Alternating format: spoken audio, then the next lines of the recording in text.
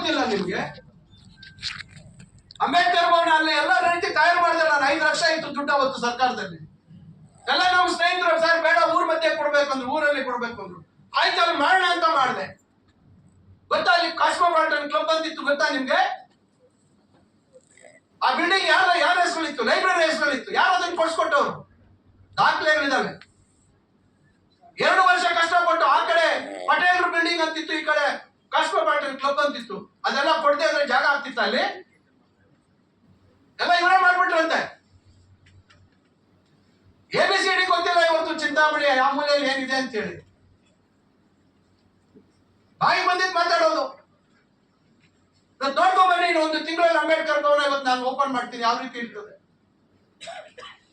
ಇವತ್ತು ಕೇವಲ ಇವತ್ತು ಬರೀ ಬಾಯಿ ಮಾತಲ್ಲಿ ದಲಿತರ ಬಗ್ಗೆ, ಶೋಷಿತ ವರ್ಗಗಳ ಬಗ್ಗೆ ಮಾತಾಡೋದಲ್ಲ, ನಾವು ಮಾಡುವಂತ ಕೆಲಸಗಳಲ್ಲಿ ಇರ್ಬೇಕಾಗುತ್ತೆ.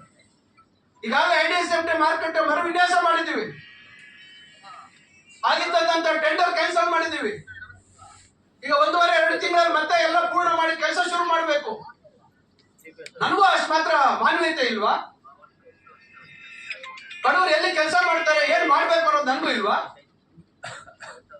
ಇಷ್ಟೆಲ್ಲ ಮೂಲಭೂತ ಸೌಲಭ್ಯ ಯಾರಿಗೋಸ್ಕರ ಮಾಡ್ತಾರೆ? ನಿಮಗೋಸ್ಕರ. ಯಾವ್ಯಾವ ವೃತ್ತಿಯಲ್ಲಿ ನೀವಿದ್ರ ಇವತ್ತು ಕೈಗಾರಿಕೆಗಳು ಇವೆಲ್ಲ ಯಾವ ದಾರಿ ಇಡ್ಸಿದ್ರಿ ನೀವು? ರೈತರಿಗೆ ಯಾವತ್ತಾದ್ರೂ ನೇರವಾಗಿ ಚೆಕ್ ಕೊಡುವಂತ ಕೆಲಸ ಮಾಡಿದ್ರ ನೀವು?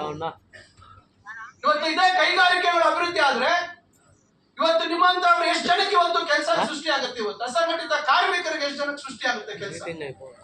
ಊರ ಅಭಿವೃದ್ಧಿ ಆದ್ರೆ ಎಷ್ಟು ಕೆಲಸ ಸೃಷ್ಟಿ ಆಗುತ್ತೆ? ಬೇರೆ ಬೇರೆ ಊರಲ್ಲಿ ಯಾಕೆ ಹೋಗ್ಬೇಕು ಕೆಲಸ ಹುಡ್ಕೊಂಡು? ನಾವು ನಮ್ಮೂರಲ್ಲೇ ಕೆಲಸ ಆಗುತ್ತೆ. ಇವೆಲ್ಲ ನಾವು ಯಾಕೆ ಮಾಡ್ತಾ ಇದೀವಿ? ಇವತ್ತು ದೊಡ್ಡ ಸಂಖ್ಯೆಯಲ್ಲಿದ್ದಾರೆ ಕಾರ್ಮಿಕರು ಚಿಂತಾಮಣಿ ಮತ್ತು ಶಿಡ್ಲಘಟ್ಟದಲ್ಲಿ ಅಂತ ಹೇಳಿ ಸರ್ಕಾರ ಕಾರ್ಮಿಕರ ವಸತಿ ಶಾಲೆ ಮಂಜೂರು ಮಾಡ್ತು. ಹೊಸದಾಗಿ ನಮ್ಮ ಕಾರ್ಮಿಕ ಸಚಿವರು ಸಂತೋಷ್ ಲಾಡ್ ಅವರು ಒಳ್ಳೆ ತೀರ್ಮಾನ ಮಾಡಿದ್ರು. ಕಾರ್ಮಿಕರ ಮಕ್ಕಳಿಗೆ ವಸತಿ ಶಾಲೆ ಆಗ್ಬೇಕು, ಒಳ್ಳೆ ಗುಣಮಟ್ಟದ ಶಿಕ್ಷಣ ಕೊಡಬೇಕು ಅಂತಕ್ಕಂಥ ದೃಷ್ಟಿಯಲ್ಲಿ ಬಾಗೇಪಲ್ಲಿ ಕೊಟ್ರು. ನನಗೆ ಬೇಸರ ಆಗ್ಲಿಲ್ಲ, ಆಯ್ತು ತೊಂದರೆ ಇಲ್ಲ ಅಂತೇಳಿ ನಾನು ಚಿಂತಾಮಣಿಗೆ ಬೇಕೇ ಬೇಕು ಅಂತ ಮಾಡಿ ಈಗ ಮೊನ್ನೆ ಬಜೆಟ್ ಅಲ್ಲಿ ಚಿಂತಾಮಣಿಗೂ ಮಂಜೂರಾಗಿದೆ. 10 ಎಕರೆ ಜಾಗ ನಾವು ನಿಗದಿ ಮಾಡಿದ್ದೀವಿ. 10 ಎಕರೆ ಕೊಡ್ತಾ ಇದ್ದೀವಿ ಜಾಗ. ಇವತ್ತು ಸುಮಾರು 45 ಕೋಟಿ ರೂಪಾಯಿಯಲ್ಲಿ ಇವತ್ತಲ್ಲಿ ಬಿಲ್ಡಿಂಗು ಮತ್ತು ಇತರೆ ಸೌಲಭ್ಯ ಎಲ್ಲ ಬರ್ತದೆ. ಬಹುಶಃ ಈ ವರ್ಷದ ಅಂತ್ಯದೊಳಗೆ ನಾವು ಕಾಮಗಾರಿ ಶುರು ಮಾಡೋದಕ್ಕೆಲ್ಲ ತಯಾರು ಮಾಡ್ತಾ ಇದ್ದೀವಿ. ಒಂದು ಒಳ್ಳೆ ರೀತಿ ವಿನ್ಯಾಸ ಮಾಡಿಸೋದಕ್ಕೆ ನನಗೆ ಅವ್ರು ಹೇಳಿದ್ರು, ನೀವು ಚೆನ್ನಾಗಿ ಮಾಡಿಸ್ತೀರಾ, ನೀವೇ ಮಾಡಿಸ್ಕೊಡಿ ಅಂತ ಹೇಳಿ. ಇಷ್ಟೆಲ್ಲ ಯಾರಿಗೋಸ್ಕರ ಮಾಡ್ತಾ ಇದ್ದೀವಿ ನಾವು? ಯಾರು ಹೇಳಿಕೆಗೋಸ್ಕರ ಮಾಡ್ತಾ ಇದ್ದೀನಿ ನಾನು? ಇವತ್ತು ನನಗಿರ್ತಕ್ಕಂಥ ಇಷ್ಟೇ ಕೆಲಸ ಇಲ್ಲ, ನನ್ನ ಕ್ಷೇತ್ರದ ಅಭಿವೃದ್ಧಿ ಬಗ್ಗೆ ಚಿಂತನೆ ಇಲ್ಲ, ನನ್ನ ಇಲಾಖೆಯಲ್ಲಿ ಯಾವ ರೀತಿ ಒಳ್ಳೆ ಕೆಲಸ ಮಾಡ್ಬೇಕು ಅಂತಕ್ಕಂಥ ಚಿಂತನೆ. ನೀವು ಉಪಸಭಾಪತಿ ಇದ್ರಲ್ಲ, ಯಾರನ್ನ ಇಟ್ಕೊಂಡು ಮಾದೇವಪುರ ಸುತ್ತ ಯಾರನ್ನ ಅಲ್ಲಲ್ಲಿ ಕರೆಸಿ ಏನೇನೋ ಅವ್ರ ಮೇಲೆ ಒತ್ತಡ ಹಾಕಿ ವಸೂಲಿ ಮಾಡ್ಕೊಂಡ್ರಲ್ಲ, ಆ ರೀತಿ ಅನ್ಕೊಂಡ್ಬಿಟ್ರೆ ಯಾವಾಗೂ ಎಲ್ಲರೂ ನಿಮ್ಮಂಗೆ ಅನ್ಕೊಂಡ್ಬಿಟ್ಟಿದಾರ? ನೀವು ಮೂಲತಃ ವ್ಯಾಪಾರಸ್ಥ. ನೀವು ವ್ಯಾಪಾರಕ್ಕಾಗಿ ಇವತ್ತು ಚಿಂತಾಮಣಿಗೆ ಬಂದಿರುವಂತದ್ದು. ನಾವೆಲ್ಲ ಇವತ್ತು ವಿದ್ಯಾವಂತರಾಗಿ ನಾವು ನಮ್ಮ ಕಾಲ ಮೇಲೆ ನಿಂತು ಉದ್ಯೋಗ ಮಾಡ್ತಿದ್ವಿ. ನಾವು ಕಾಲೇಜುಗಳಲ್ಲಿ ಅಸಿಸ್ಟೆಂಟ್ ಪ್ರೊಫೆಸರ್ ಇಂದ ಹಿಡಿದು ಪ್ರೊಫೆಸರ್ ಆಗಿ ಕೆಲಸ ಮಾಡ್ತಿದ್ದೆ ನಾನು. ನೀವು ಹೇಳೋ ರೀತಿಯಲ್ಲಿ ಏನಾದ್ರು ನಾವು ಅಕ್ರಮ ಆಸ್ತಿಗಳು ಮಾಡಿದ್ರೆ, ನಾವ್ ಯಾವತ್ತೋ ಇಂಜಿನಿಯರಿಂಗ್ ಕಾಲೇಜು ಸ್ವಂತ ಮಾಡ್ತಾ ಇದ್ದೆ, ಯಾವತ್ತೋ ಮೆಡಿಕಲ್ ಕಾಲೇಜ್ ಸ್ವಂತ ಮಾಡ್ತಾ ಇದ್ವಿ. ನಮ್ಮ ಅಣ್ಣ ಮೆಡಿಕಲ್ ಡಾಕ್ಟ್ರು. ನೀವ್ ಹೇಳೋ ರೀತಿ ದುಡ್ಡು ಯಾರು ಕೊಳ್ಳೆ ಹೊಡ್ಕೊಂಡು ಎತ್ಕೊಂಡು ನಾವು ಈ ಭೂಮಿ ಬಿಟ್ಟು ಹೋಗುವಂತ ಸಂದರ್ಭದಲ್ಲಿ ತಲೆ ಮೇಲೆ ಹಾಕೊಂಡು ಯಾರು ಹೋಗೋದಿಲ್ಲ. ಮಾತಾಡುವಂತದಕ್ಕೆ ಇತಿಮಿತಿ ಇರ್ಬೇಕಾಗುತ್ತೆ. ಆಗ್ತಾ ಇರುವಂತ ಅಭಿವೃದ್ಧಿನ ಸಹಿಸ್ತಾ ಇಲ್ಲ. ಇವತ್ತು 1 ಕೋಟಿ ರೂಪಾಯಿ ಏನಾದ್ರೂ UGD ಕೆಲಸ ಮಾಡಿಸಿದ್ರೆ 10 ವರ್ಷದಲ್ಲಿ, ಬನ್ನಿ ನಾನು ಕರ್ಕೊಂಡು ಹೋಗ್ತೀನಿ, ಎಲ್ಲೆಲ್ಲಿ ಕೆಲಸ ಆಗ್ತಿದೆ ನೋಡ್ತೀನಿ ಬನ್ನಿ. ಚಿಂತಾಮಣಿಯಲ್ಲಿ ಇರ್ತಕ್ಕಂಥ ರಸ್ತೆಗಳ ಪರಿಸ್ಥಿತಿ ಏನಾಗಿತ್ತು ಇವತ್ತು ಬನ್ನಿ ತಾವೆಲ್ಲ ನೋಡ್ತಾ ಇದ್ದಾರೆ. ಯಾವ ರಸ್ತೆ ಎಷ್ಟು ಕೆಲಸ ಆಗ್ತಾ ಇದೆ, ಇನ್ನಷ್ಟು ಕೆಲಸ ಆಗುತ್ತೆ. ನಾನು ಎಲ್ಲ ಮಾಡ್ಬಿಡ್ತೀನಿ ಅಂತ ಹೇಳಲ್ಲ, ನೀವು ಹಾಳು ಮಾಡಿರ್ತಕ್ಕಂಥದ್ದನ್ನೆಲ್ಲ ಇವತ್ತು ಸರಿದಾರಿಗೆ ತರ್ತಾ ಇದ್ದೀವಿ. ಇಷ್ಟೆಲ್ಲ ನಾವು ಯಾರಿಗೋಸ್ಕರ ಮಾಡ್ತಾ ಇದ್ದೀವಿ? ಇವತ್ತು ಈ ಊರು, ಈ ತಾಲೂಕು, ಈ ಕ್ಷೇತ್ರದಲ್ಲಿ ಜನಕ್ಕೆ ಎಲ್ಲಾ ರೀತಿ ಇವತ್ತು ಬದುಕುವಂತದಕ್ಕೆ ದಾರಿ ತೋರಿಸ್ಬೇಕು. ರೈತರ ಬದುಕಿನಲ್ಲಿ ಬದಲಾವಣೆ ತರಬೇಕು. ಚೆಕ್ ಡ್ಯಾಮ್ಗಳು ಮಾಡ್ತಾ ಇದೀವಿ ದೊಡ್ಡದಾಗಿ. ಹೋಗಿ ನೋಡ್ಕೊಂಡ್ ಬನ್ನಿ, ನಿಮ್ಗೆ ಏನಾದ್ರು ವ್ಯವಧಾನ ಇದ್ರೆ. ಆ ಹೆಸರುಗಳಲ್ಲಿ ಹತ್ರ 2015ರಲ್ಲಿ ಮಳೆಗೆ ಅದನ್ನ ಮಾಡಿಸಿದ್ರ ನೀವು? ಮತ್ತೊಂದ್ ಸತಿ ಜನ ನಿಮ್ಮನ್ನು ಕೇಳಿಸ್ಕೊಟ್ರಲ್ಲ 2018ರಲ್ಲಿ. ಕಣ್ಣು ಕಾಣ್ಲಿಲ್ವಾ ಅದು ನಿಮ್ಗೆ? ಅದನ್ನ ಯಾರು ಮಾಡಿದವರು? ನಾನು ಗೆದ್ದು ಕೂಡಲೇ ಅದನ್ನ ಮಾಡಿಸಿದೀನಿ, ಹೋಗಿ ನೋಡ್ಕೊಂಡ್ ಬನ್ನಿ ಯಾವ ರೀತಿ ಮಾಡಿಸಿದೀವಿ ಅಂತ. ಎಷ್ಟು ಚೆಕ್ ಡ್ಯಾಮ್ ಮಾಡ್ತಾ ಇದೀವಿ, ಯಾರಿಗೋಸ್ಕರ ಮಾಡ್ತಾ ಇದೀವಿ? ಎಲ್ಲ ನಮ್ಮ ಭಾಗದಲ್ಲಿ ರೈತರಿಗೆ ಅಂತರ್ಜಲ ವೃದ್ಧಿ ಮಾಡಬೇಕು, ಅವ್ರ ಬದುಕಲ್ಲಿ ಬದಲಾವಣೆ ತರಬೇಕು, ಅವರ ಮಕ್ಕಳು ನಾಳೆ ವಿದ್ಯಾವಂತರಿಗೆ ಉದ್ಯೋಗಾವಕಾಶಗಳು ಸಿಗ್ಬೇಕು. ಒಂದು ವಿಚಾರದಲ್ಲಿ ನಾನು ಬಹಳ ಹೆಮ್ಮೆಯಿಂದ ಹೇಳ್ತೀನಿ, ನಮ್ಮ ತಾಲೂಕಿನಲ್ಲಿ ಅದು ಯಾರೇ ಇರ್ಬೋದು, ಇವತ್ತು ನಾನು ಏನೋ ಒಂದು ಪ್ರಯತ್ನಗಳು ಮಾಡ್ತಾ ಇದ್ದೀನಿ.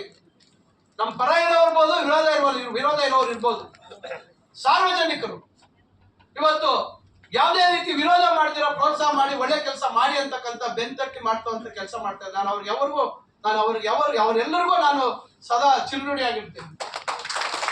ವಿಶೇಷವಾಗಿ ಕೈಗಾರಿಕೆಗಳಲ್ಲಿ ಬಹಳಷ್ಟು ನನಗೆ ಪ್ರೋತ್ಸಾಹ ಕೊಟ್ಟು ನೀವು ಮಾಡಿ ಸರ್ ಅಂತಕ್ಕಂಥದ್ದು. ನಾನು ಮೊನ್ನೆ ಹೋಗಿದ್ದೆ, ನಾನು ಮಸ್ತೇನಹಳ್ಳಿ ಒಂದು ಕೈಗಾರಿಕೆ ಒಳಗೆ ಸುಮಾರು ಜನ ಹೆಣ್ಮಕ್ಳಿದ್ರು. ಅವರೆಲ್ಲರೂ ನಾನು ಮಾತಾಡಿದೆ, ಯಾವ ಊರಮ್ಮ ಅಂತ ಕೇಳಿದೆ. ಅವರೆಲ್ಲರೂ ಇವತ್ತು ನಮ್ಮ ತಾಲೂಕಿನವರೇ. ಬೆಳಗ್ಗೆ ತಿಂಡಿ ಅಲ್ಲೇ ತಿಂತಾರೆ, ಊಟ ಅಲ್ಲೇ ಮಾಡ್ತಾರೆ, ಬಹಳ ನೆಮ್ಮದಿಯಾಗಿ ಅವರು ಕೆಲಸ ಮಾಡ್ತಾ ಇದ್ದಾರೆ. ಈಗ ನಾವು ಕೈಗಾರಿಕೆ ಬಗ್ಗೆ ಚಿಂತನೆ ಮಾಡದೇ ಇದ್ದ ಪಕ್ಷದಲ್ಲಿ ಅವರೆಲ್ಲ ಏನ್ ಮಾಡ್ತಾ ಇದ್ರು ಯೋಚನೆ ಮಾಡಿ ದಯವಿಟ್ಟು.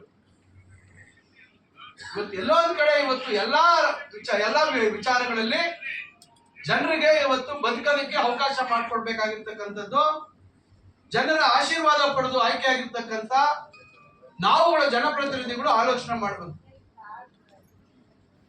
ಮುಂದಾಲೋಚನೆ ಇರಬೇಕು, ದೂರದ ಆಲೋಚನೆ ಇರಬೇಕು, ಅದೇ ದುರಾಲೋಚನೆ ಇರಬಾರ್ದು. ಇವತ್ತು ಪ್ರತಿಯೊಬ್ಬರ ಏಳಿಗೆಗಾಗಿ, ಪ್ರತಿಯೊಬ್ಬರ ಒಳಿತಿಗಾಗಿ ನಾವೇನಾದ್ರೂ ಕೆಲಸ ಮಾಡಿದ್ರೆ ಮಾತ್ರ ಜನ ಎಷ್ಟು ಮಟ್ಟಕ್ಕೆ ಅದಕ್ಕೆ ಒಪ್ಕೊಳ್ತಾರೆ ಬಿಡ್ತಾರೆ ಅದು ಅವ್ರಿಗೆ ಬಿಟ್ಟಿದ್ದು. ಆದ್ರೆ ದೇವ್ರ ಹತ್ರ ಲೆಕ್ಕ ಇರ್ತದೆ, ಇವತ್ತಲ್ಲ ನಾಳೆ ಲೆಕ್ಕ ದೇವ್ರ ಹತ್ರ ಇರ್ತದೆ. ದೇವ್ರ ಯಾವತ್ತಾದ್ರೂ ನಮ್ ಕೈ ಹಿಡಿತಾರೆ. ನಾವು ಯಾವತ್ತೂ ಯಾರಿಗೂ ತೊಂದರೆ ಮಾಡುವಂತ ಕೆಲಸ ಮಾಡಲಿಲ್ಲ, ನಮ್ಮ ಸ್ವಾರ್ಥಕ್ಕೆ ನಾವು ಯಾರನ್ನು ಬಲಿ ಕೊಡುವಂತ ಕೆಲಸಗಳನ್ನ ಮಾಡಿಲ್ಲ. ಇಲ್ಲದೆ ಇರ್ತಕ್ಕಂಥ ವಿಚಾರಗಳನ್ನೇ ಪ್ರತಿ ಸತಿ ಮಾತಾಡ್ತಾ ಇದ್ದೀರಾ. ಕಾನೂನು ಚೌಕಟ್ಟಿನಲ್ಲಿ ಏನಾಗಬೇಕು ಏನಾಗಿರ್ಬೇಕು ಅನ್ನೋದನ್ನ ಮಾಹಿತಿ ತಗೊಂಡು ನೋಡ್ಕೊಳ್ಳಿ ಮೊದಲು. ಕಡೆಗೆ ಇವತ್ತು ನಿಮಗೆ ಗೊತ್ತಿದೆ ಯಾವ ರೀತಿ ಕೈಲಾಸಗಿರಿ ದೇವಸ್ಥಾನ ಇವತ್ತು ಯಾವ ರೀತಿ ಆ ದೇವಸ್ಥಾನ ನಿರ್ಮಾಣ ಆಗಿದೆ, ಯಾವ ರೀತಿ ಆಗ್ತಾ ಇದೆ, ಅದ್ರ ಮೇಲೆ ಇವರು ವಕ್ರ ದೃಷ್ಟಿ. ಏನು ನಿಮ್ ಮನೆಯವರು, ನಿಮ್ ತಂದೆಯವರು, ನಿಮ್ ತಾತ ಅವರು ಏನಾದ್ರು ಕೋಟ್ಯಾಂತರ ರೂಪಾಯಿ ಬಂದ ದೇಣಿಗೆ ಕೊಟ್ಟಿದ್ದಾರೆ. ಅಲ್ಲಿ ಒಂದೊಂದು ಕಲ್ಲು, ಒಂದೊಂದು ಕಟ್ಟಡ ಅಲ್ಲಿ ಏನು ನಿರ್ಮಾಣ ಆಗಿದೆ, ಎಷ್ಟು ಕಷ್ಟ ಆಗಿದೆ ಅಂತಕ್ಕಂಥದ್ದು ಆ ಕಷ್ಟಪಟ್ಟವರಿಗೆ ಗೊತ್ತಿದೆ. ಇವತ್ತು ಇಡೀ ರಾಜ್ಯ ಮತ್ತು ಬೇರೆ ರಾಜ್ಯಗಳಿಂದ ಇವತ್ತು ಸಾವಿರಾರು ಜನ ಇವತ್ತು ಭಕ್ತಾದಿಗಳು ಬರ್ತಾ ಇದ್ದಾರೆ. ಇವತ್ತು ಒಂದು ದೇವರ ಕಾರ್ಯಕ್ಕೂ ಇವತ್ತು ಅಡ್ಡಿಪಡಿಸ್ತಕ್ಕಂಥ ಕೀಳು ಮನಸ್ಥಿತಿಯ ಸ್ವಭಾವದವರು ನೀವು. ಸ್ಟೇಡಿಯಂಗೆ ಜಾಗ ಕೊಡಿಸಿದೆ ನಾನು, ಪಕ್ಕದಲ್ಲಿ DCC ಬ್ಯಾಂಕ್ ಅವರು ಅಲ್ಲಿದ್ರು. ಚಿಂತಾಮಣಿ ಟೌನ್ ಸೊಸೈಟಿ ಅಂತೇಳಿ 2008-09 ನಾನು ಪ್ರಯತ್ನ ಪಟ್ಟೆ. ಆಯ್ತು, ನಾನು ಚುನಾವಣೆಯಲ್ಲಿ ಸೋತೆ 10 ವರ್ಷ ಆಗೇ ಇತ್ತು. ಮತ್ತೆ ನನಗೆ ಅವಕಾಶ ಬಂತು ಅಂತ ಮತ್ತೆ ಅದನ್ನ ಸ್ಟೇಡಿಯಂಗೆ ಒಂದು ಒಳಾಂಗಣ ಕ್ರೀಡಾಂಗಣ ಮಾಡೋಣ ಮತ್ತೊಂದು ಇಲ್ಲಿ ಅಂತ ಹೇಳಿ ಆ ಜಾಗ ನಾನ್ ತಗೊಳಕ್ ಬಂದ. ಯುವಜನ ಸೇವಾ ಇಲಾಖೆಗೆ ಕೊಡ್ಸಕ್ ಹೋಗಿದ್ದು. ಅದನ್ನ ಕೊಡ್ಸಿದ್ರೆ ಅದಕ್ಕೆ ಪಟ್ಟಿಯಲ್ಲಿ ಪತ್ರ ಕೊಡ್ತಾರೆ, ಇಲ್ಲ ಇದು ಚಿಂತಾಮಣಿ ಕೋಆಪರೇಟಿವ್ ಸೊಸೈಟಿನ ಪುನರಾರಂಭ ಮಾಡ್ಬೇಕು ಅಂತ. 10 ವರ್ಷ ನೀವು ಇದ್ರಲ್ಲ ಸ್ವಾಮಿ, ಯಾಕೆ ಮಾಡ್ಲಿಲ್ಲ? ನಾನು ಮುಂಚೆನೆ ಅದನ್ನ ಕೊಟ್ಟಿದ್ನಲ್ಲ, ಸ್ಟೇಡಿಯಂ ಕೊಡಿ ಅಂತ ಗೊತ್ತಿತ್ತಲ್ಲ ನಾನು ಕೊಟ್ಟಿದ್ದು. ನೀವು ಮಾಡ್ಬೇಕಾಯ್ತು ಸೊಸೈಟಿನ ಮತ್ತೆ ಪ್ರಾರಂಭ. ಯಾರನ್ನ ಅಡ್ಡಿ ಇದ್ರ ನಿಮ್ಗೆ? ನಾವು ಅದನ್ನ ಸರ್ಕಾರದ ಒಂದು ಇಲಾಖೆಗೆ ಕೊಡ್ಸಿದ್ರೆ ಅದಕ್ಕೆ ಹೋಗಿ ವಿರೋಧ ಪತ್ರ ಕೊಡ್ತೀರಿ. ಇದಾ ನಿಮ್ ನಡವಳಿಕೆ? ಇದಾ ನೀವು ಹೇಳೋದು? ಮತ್ತೆ ಹೇಳೋದು ನಾನು ಯಾವ್ದಕ್ಕೂ ಅಡ್ಡ ಬರಲ್ಲ ಅಂತೆ. ಏನ್ ಬರ್ತಾ ಇರೋದು ನೀವು? ಕಾಲೇಜ್ ಒಳಗಡೆ ಒಂದು 14 ಗುಂಟೆ ಯಾರ್ದೋ ಖಾಸಗಿ ಜಾಗ ಇದೆ, ಬಾಯ್ಸ್ ಕಾಲೇಜ್ ಅಲ್ಲಿ. ಅದನ್ನ ನಾವೆಲ್ಲ ತಯಾರು ಮಾಡಿ ಎಲ್ಲ ಮಾಡಿ ಅದಕ್ಕೆ ಭೂಸ್ವಾಧೀನಕ್ಕೆ ಪ್ರಕ್ರಿಯೆ ಮಾಡಿದ್ದೀವಿ. ಅಧಿಕಾರಿಗಳೇನು ಬೇಜವಾಬ್ದಾರಿಯಿಂದ ಮಾಡಕ್ಕಾಗುತ್ತಾ? ಪ್ರತಿಯೊಂದು ದಾಖಲೆ ಇರ್ತದೆ. ನಾಳೆ ಏನಾದ್ರೂ ಹೆಚ್ಚು ಕಮ್ಮಿ ತಪ್ಪು ಮಾಡಿದ್ರು ನಾಳೆ ಅವ್ರ ಮನೆಗೆ ಹೋಗ್ತಾರೆ, ಸಸ್ಪೆಂಡ್ ಆಗ್ತಾರೆ. ಅದಕ್ಕೋಗ ತಕರಾರು ಅರ್ಜಿ ಕೊಡ್ತಾರೆ. ಈಗಾಗಲೇ ಭೂಸ್ವಾಧೀನ ಆಗ್ಬಿಟ್ಟಿದೆ. ಅವ್ರು ಯಾರೋ ಒಬ್ರು ಪಾಪ ಬೇರೆ ಕೆಲಸ ಇಲ್ಲ ಮಾಡಕ್ಕೆ, ಅವ್ರ ಕೈಯಲ್ಲಿ ಅರ್ಜಿಗಳು ಹಾಕ್ಸೋದು ಇವ್ರು. ಮತ್ತೆ ಹಿಂದೆ ಹೋಗೋದು ಅಧಿಕಾರಿಗಳಿಗೆ ಏನೋ ನನ್ನ ಬಗ್ಗೆ ಹೇಳೋದು. ಅಧಿಕಾರಿಗಳು ಯಾರು ಕಣ್ಣು ಮುಚ್ಕೊಂಡು ಕೂತಿಲ್ಲ. ಯಾರ್ಯಾರು ಯೋಗ್ಯತೆ, ಯಾರ್ಯಾರು ಯಾವ ರೀತಿ ನಡ್ಕೊಳ್ತಾ ಇದ್ದಾರೆ ಅನ್ನೋದು ಅಧಿಕಾರಿಗಳಿಗೂ ಗೊತ್ತಿದೆ. ನೀವ್ ಹೇಳಿದ್ದ ಸುಳ್ಳು ಕಥೆಗಳು, ನೀವ್ ಹೇಳೋ ಸುಳ್ಳು ಕಟ್ಟುಕತೆಗಳಿಗೆಲ್ಲ ಕೇಳ್ಕೊಂಡು ಅಧಿಕಾರಿಗಳು ಕೆಲಸ ಮಾಡೋದು. ಅದರಿಂದ ನಾನು ನಿಮ್ಗೆ ಯಾಕೆ ಇವೆಲ್ಲ ಹೇಳಿದೆ ಅಂದ್ರೆ, ಇವತ್ತು ನಾವು ಕೈಕೊಂಡಿರ್ತಕ್ಕಂತ ಪ್ರತಿಯೊಂದು ಕೆಲಸ ನಾವು ಇದೇ ಮಡಬಳ್ಳಿ ಹತ್ರ 10 ಎಕರೆ ಕೊಡ್ಸಿದೀನಿ ನಾನು. ಯಾರಿಗೆ?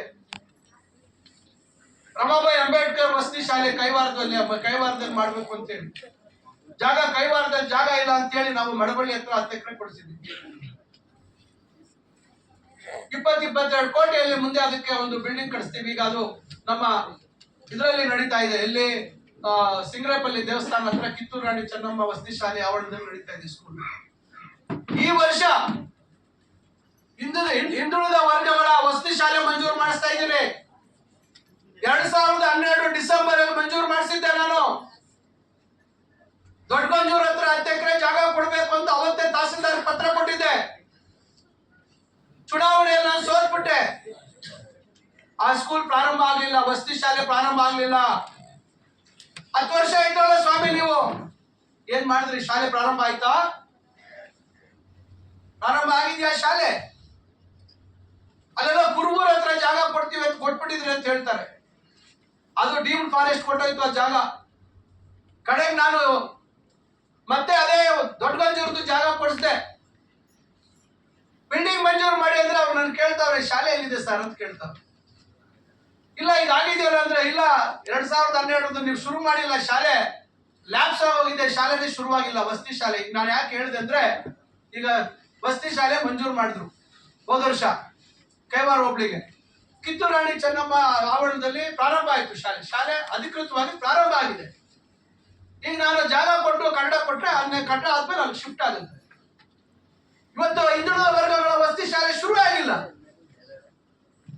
10 ವರ್ಷ ಅವ್ರಿಗೆ ಪರಿಜ್ಞಾನನೇ ಇರಲಿಲ್ಲ. ಶಾಲೆ ಶುರು ಮಾಡಬೇಕು ಅನ್ನೋ ಪರಿಜ್ಞಾನ ಇರಲಿಲ್ಲ. ಕಡೆಗೆ ನಾನು ನಂದಿ ಕ್ಯಾಬಿನೆಟ್ ಅಲ್ಲಿ ಪ್ರಯತ್ನ ಪಟ್ಟು ಯಾರು ಅಡ್ಡಿ ಕೊಡಿಸ್ಬಿಟ್ರು. ಈಗ ಮತ್ತೆ ಹಣಕಾಸು ಇಲಾಖೆಯಲ್ಲಿ ಒಪ್ಪಿಸಿ ಮಂಜೂರು ಮಾಡಿಸಿದ್ರೆ ಈಗ ಅಧಿಕೃತ ಆದೇಶ ಆಗುತ್ತೆ. ಈ ವರ್ಷ ಮತ್ತೆ ಅಡ್ಮಿಷನ್ ಶುರು ಮಾಡ್ತೀವಿ ಬೇರೆ ಕಡೆ ಖಾಸಗಿ ಜಾಗದಲ್ಲಿ. ಇವತ್ತು ಹಿಂದುಳಿದ ವರ್ಗಗಳ ವಸತಿ ಶಾಲೆ ಇವತ್ತು ಚಿಂತಾಮಣಿ,